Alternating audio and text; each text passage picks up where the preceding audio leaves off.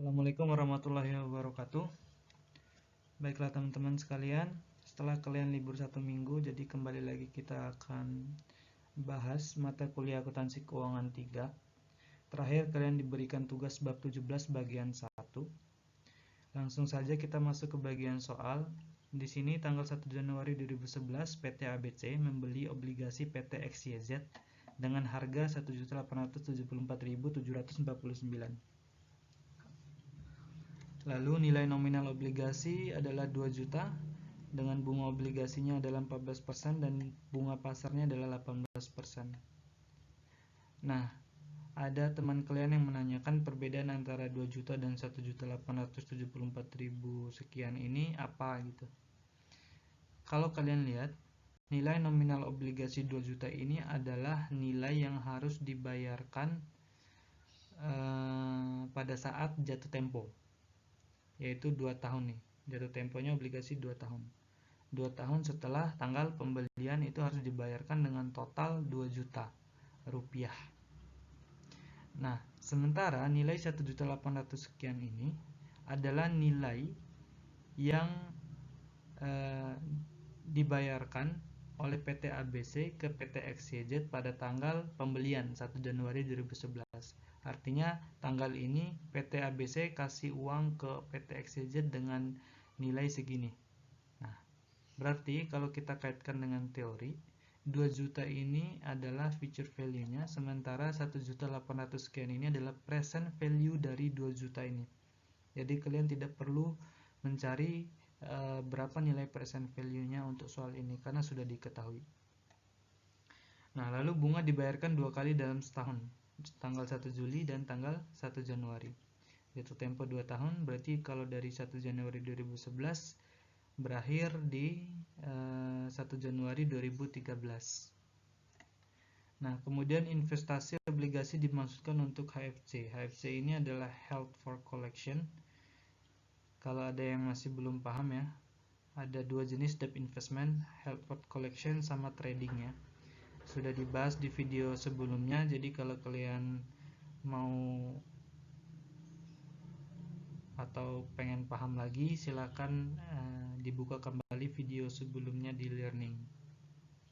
Nah, karena dia investasi obligasinya dimaksudkan untuk held for collection atau HFC, maka dia akan menggunakan metode amortized cost untuk perhitungannya.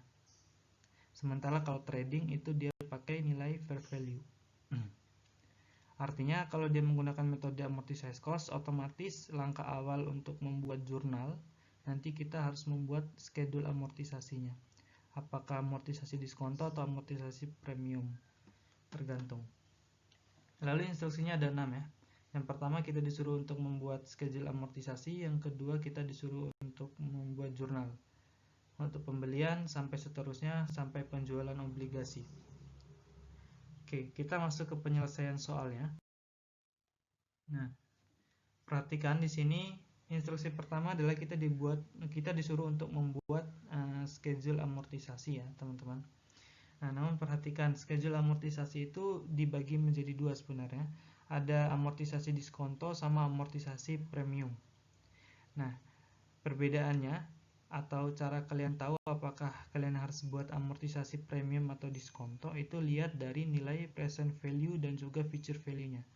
Kalau present value-nya lebih kecil dibandingkan dengan future value-nya, kayak di soal ini, present value lebih kecil dibandingkan future value, berarti dia amortisasi premium. Karena biasanya kalian sebelumnya itu kalau kalian lihat lagi ya, kalian sering membuat schedule amortisasi untuk diskonto karena present value-nya itu cenderung lebih besar dibandingkan dengan future value atau nilai nominal obligasinya. Atau cara lainnya adalah kalian lihat dari besaran bunganya. Di sini bunga obligasi lebih kecil dibandingkan dengan bunga pasar, makanya dia premium.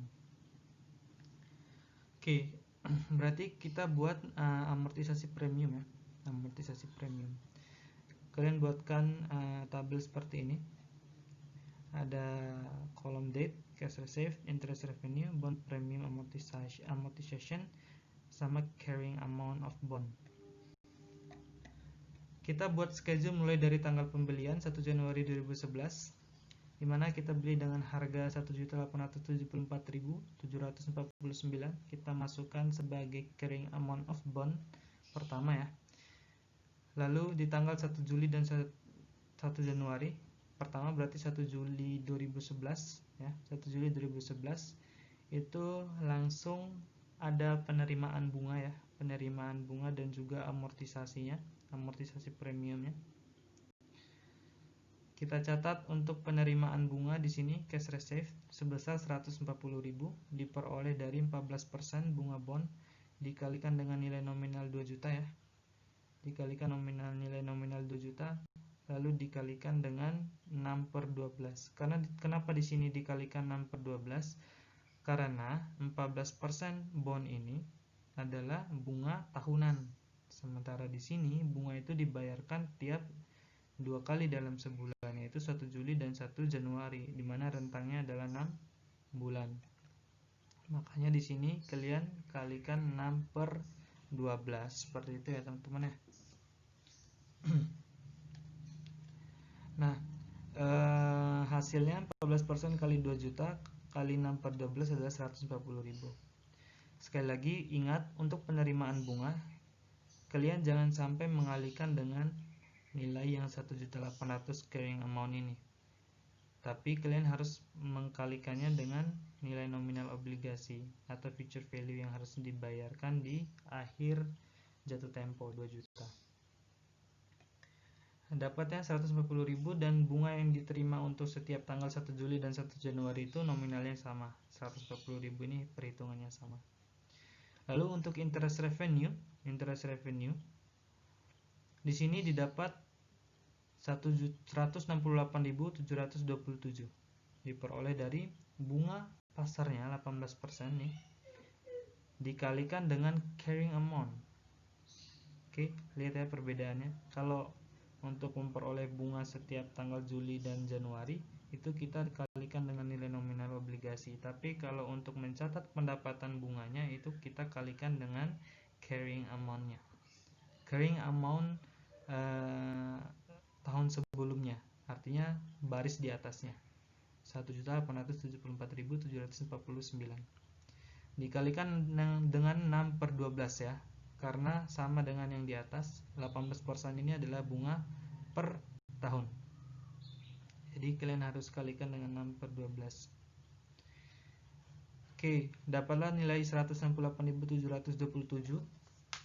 Lalu bond premium amortization itu diperoleh dari selisih antara interest revenue dan juga cash receive ya. 28 ini diperoleh dari 168 dikurangi dengan 140 ini. Kemudian carrying amount yang baru untuk 1 Juli 2011 itu diperoleh dari carrying amount sebelumnya 1.874 ditambahkan dengan 28.727, dapatlah nilai sekian, 1.903.476. Nah, jadi di situ ya perbedaannya. Biasanya kalau kalian untuk yang amortisasi diskonto itu kan carrying amount-nya justru dikurangi dengan premium, karena carrying amount ini lebih besar dibandingkan dengan future value-nya. Nah, jadi sementara ini premium amortisasi, present value lebih kecil dibandingkan future value, berarti dia dijumlahkan, sehingga nanti pada saat jatuh tempo itu dia akan menyentuh angka ini 2 juta. Selisih 6.000 ini biasanya disebabkan oleh koma aja, perbedaan koma, tidak masalah. Lalu selesai instruksi yang pertama, kita masuk ke instruksi yang kedua untuk membuat jurnal pembelian. Karena ini masuk ke materi debt investment, berarti ketika kita membeli obligasi ini, maka kita ngejurnal debit debt investment dan juga kita kreditkan cash karena kita membeli ya, PT ABC nya membeli. Kita keluarkan uang senilai 1.874.749 yang dibayarkan di tanggal 1 Januari 2011 nih. Nah, setelah itu instruksi yang ketiga, kita disuruh untuk menjurnal tanggal 1 Juli 2011 untuk pendapatan bunga dan juga amortisasi diskonto. Mana pendapatan bunga dan mana amortisasi diskonto, yaitu ini kolom yang ini nih, interest revenue, dan juga bond premium amortization. Ini pendapatan bunga, ini amortisasi diskonto. Nanti kita jurnalkan dengan penerimaan bunganya, cash reserve-nya. Nah, bagaimana jurnalnya? Yaitu kita debitkan cash ya, karena kita menerima bunga, mendapat bunga. Kemudian kita debit juga debt investment, karena di sini bond premium amortisasi. Kalau bond discount amortisasi kan kalian kredit nih debt investment, tapi karena di sini premium maka kalian debit. Jadi debitnya ada dua, cash dan juga debt investment. Cash itu ambil dari sini 140.000, debt investmentnya diambil dari sini 28.727. Lalu kita kredit ada pendapatan bunga. Pendapatan, kalau kita menambah pendapatan bunga berarti saldo normalnya adalah di kredit. Makanya di sini interest revenue-nya kredit sebesar 168.777. Ini balance ya, debit dan kreditnya balance. Nah, kalau kalian lihat nih, kalau kita kaitkan dengan logika yang tadi, di sini kan carrying amount yang 1.903 ini diperoleh dari carrying amount sebelumnya dijumlahkan dengan bond premium amortisasi ini. Nah, sementara kalau kita kaitkan dengan penjurnalan, ini kita bond premium amortisasi ini kita kan debit ya, pasang di debit debt investment senilai 28 ini. Nah, kalau kita buat buku besar nih, debt investment ini kan sebelumnya kita buat pembelian 1.874.000 jurnal di tanggal 1 Januari 2011. Lalu kita tambahkan dengan yang debit 28.000 sehingga dapatlah carrying amount yang baru 1.903.476. Nah, itu alasannya kenapa kalau premium itu kita debitkan debt investmentnya, sementara kalau diskonto kita kreditkan. Oke, saya rasa udah jelas ya. Untuk instruksi yang keempat agak sedikit berbeda ya. Di sini kita disuruh untuk membuat jurnal tanggal 31 Desember 2011, yaitu untuk jurnal penyesuaian. Oke, penyesuaian untuk pendapatan bunga dan juga amortisasi diskonto. Perbedaannya apa? Kalian perhatikan. Bunga ini kan dibayarkan 1 Juli dan 1 Januari. Nah, sementara kalau kita disuruh untuk membuat jurnal di tanggal 31 Desember 2011, ada di tanggal ini enggak? Kita menerima uang enggak? Enggak tahu jawabannya. Karena uang kita terima untuk bunga ini terjadi di tanggal 1 Juli dan 1 Januari. Berarti otomatis nanti akan ada sedikit perbedaan penjurnalan ya di tanggal 31 Desember 2011. Yaitu perbedaannya hanya di bagian ini, debitnya. Kalau sebelumnya kita itu kan debit cash ya, karena tanggal 1 Juli dan 1 Januari itu kita menerima uang untuk bunga. Sementara di tanggal 31, ini salah ya, ini 31. Di tanggal 31 Desember 2011 kita nggak ada menerima uang, terimanya harusnya esok harinya, yaitu 1 Januari. Makanya di sini kita karena belum menerima uang, kita akui dulu sebagai piutang atau account receivable. Karena dibayarnya nanti di tanggal 1 Januarinya, di besoknya. Nah, makanya di sini perbedaannya hanya di account receivable, debt investment sama ya, kreditnya interest revenue. Nilai nominalnya ambil yang kita sesuaikan itu untuk tanggal berapa? Yaitu untuk tanggal 1 Januari 2012. Kita melakukan penyesuaian untuk tanggal yang ini nih, yang di bawahnya. Makanya angka-angka ini berarti otomatis mengikuti yang baris ini, 1 Januari 2012. Account receivable-nya 140.000 dari sini. Kita belum akui cash ya, karena cashnya ini kan 1 Januari, sementara ini 31 Desember. Lalu debt investment-nya 31.000 ini ambil yang ini. Lalu interest revenue-nya 171 ini ambil yang ini. Nah, oke, jelas ya. Kemudian tanggal 5 itu kita disuruh untuk membuat jurnal 1 Januari 2012 untuk pendapatan bunganya saja. Kenapa enggak amortisasi diskontonya? Karena amortisasi diskonto itu kan kita sudah akui di jurnal penyesuaian ini nih. Yang ini debt investment 31.313. Jadi kita nggak perlu buat jurnal kayak gini lagi untuk tanggal 1 Januari 2012 karena kita sudah sesuaikan. Tetapi kita hanya akui untuk pendapatan bunga, yaitu diperoleh dari piutang tadi. Sebelumnya kan di tanggal 31 Desember kita akui sebagai piutang karena bayarnya esok harinya tanggal 1 Januari. Nah, pada saat dibayarkan uang, berarti otomatis piutang kita habis, kita terima uang dong sebesar 140.000. Hanya di situ ya perbedaannya. Jadi kalian nggak perlu buat jurnal seperti ini lagi untuk 1 Januari 2012. Oke, karena kita sudah melakukan penjurnalan untuk penyesuaian di tanggal 31 Desember 2011. Nah, selesai instruksi 1 sampai 5, terakhir adalah instruksi yang ke-6. Di mana ternyata tanggal 1 Maret 2012 itu terjadi penjualan obligasi. Harga jualnya 1.960.000 ditambahkan dengan bunga yang belum dibayar. Nah, penyelesaiannya sebenarnya mengikuti 4 langkah ini ya. Jadi Mas akan jelaskan per langkahnya sampai kalian bisa membuat jurnalnya. Nah, langkah-langkah ini sebenarnya ada di buku, nanti Mas tunjukkan ya halaman berapa di bukunya. Silakan nanti kalian cek lagi. Yaitu untuk penjualan obligasi sebelum tanggal jatuh tempo. Harusnya kan tanggal jatuh tempo 1 Januari 2013 ya teman-teman. Tapi di sini di 1 Maret 2012 nih, berarti di antara tanggal ini nih yang Mas garis bawahi yang ini. Makanya di sini tujuan Mas pisah itu biar kalian paham. Jadi dijualnya itu di antara tanggal ini nih. 1 Januari 2012 dan 1 Juli 2012, itu tepatnya 1 Maret 2012 nih. 1 Maret 2012 dijual di antara sini. Dijual berarti penjualannya terjadi sebelum tanggal jatuh tempo. Nah, langkah-langkahnya adalah seperti ini. Langkah pertama, ini langkah titik-titik 1. Tentukan amortisasi premium sejak pembayaran terakhir hingga penjualan. Yaitu maksudnya sejak pembayaran terakhir hingga penjualan. Di sini kan tanggal 1 Januari 2012, penjualannya adalah 1 Maret 2012. Berarti 1 Januari ke 1 Maret itu ada 2 bulan ya. Ada 2 bulan. Nah, berapa amortisasi? Sementara di sini kan bunga yang ini 34.131 rupiah ini kan adalah bunga yang terjadi dari tanggal 1 Januari sampai 1 Juli.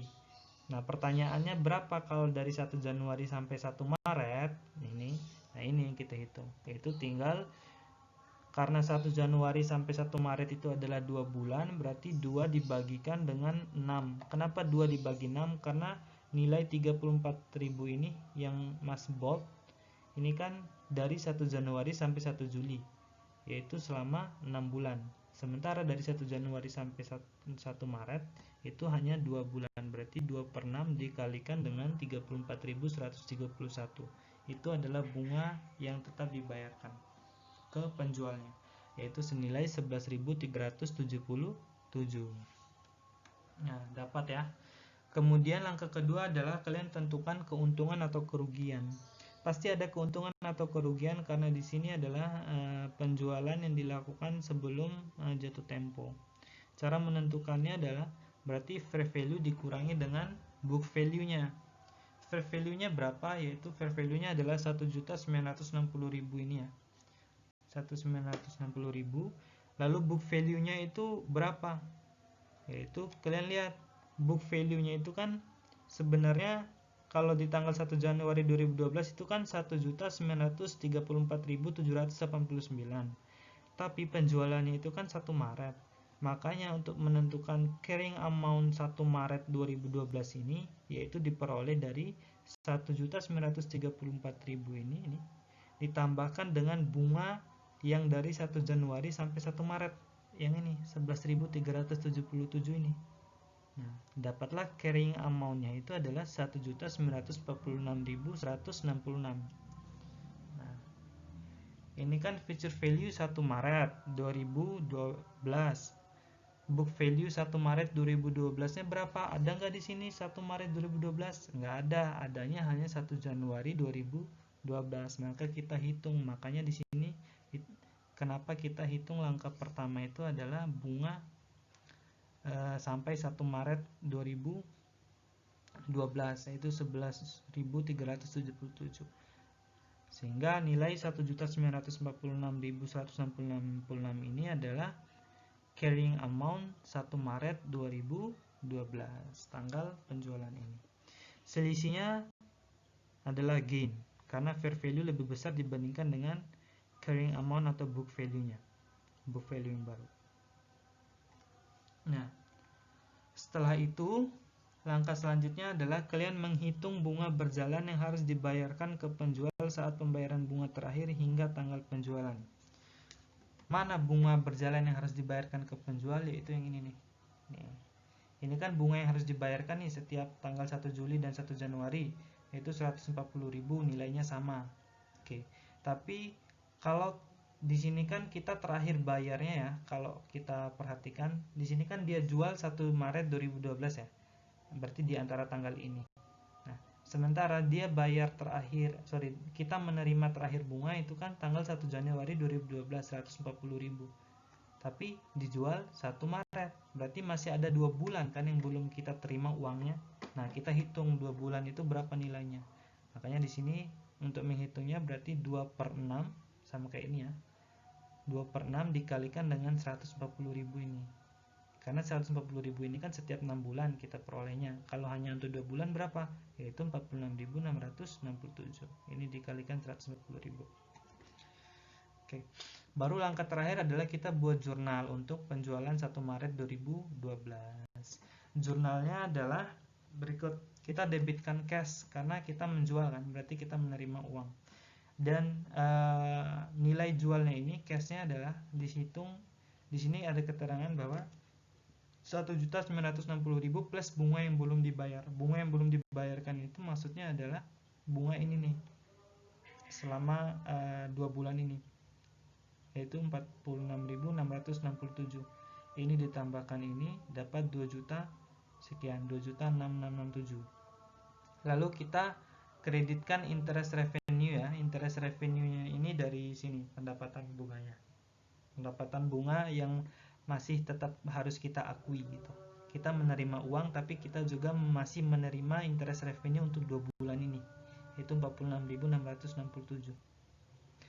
Lalu kita kreditkan debt investment karena kita menjual obligasinya kan. Maka kita kreditkan debt investment senilai 1.946.166. Ini diperoleh dari mana? Yaitu carrying amount 1 Maret ini. Berapa carrying amount 1 Maret 2012? Bukan yang ini ya teman-teman. Kalau ini kan carrying amount 1 Januari 2012. Kalau yang carrying amount 1 Maret 2012 berarti yang ini nih, 1.946.166. Oke. Lalu gain kita akui, gain itu kan saldo normalnya kredit ya. 13.834 kita pindahkan ke sini. Jadi nanti debit dan kredit itu balance. Oke. Begitu untuk jurnal penjualan dan juga keseluruhan jurnal lainnya ya. Nanti kalau ada yang ditanyakan silakan. Sekian dari saya. Wassalamualaikum warahmatullahi wabarakatuh.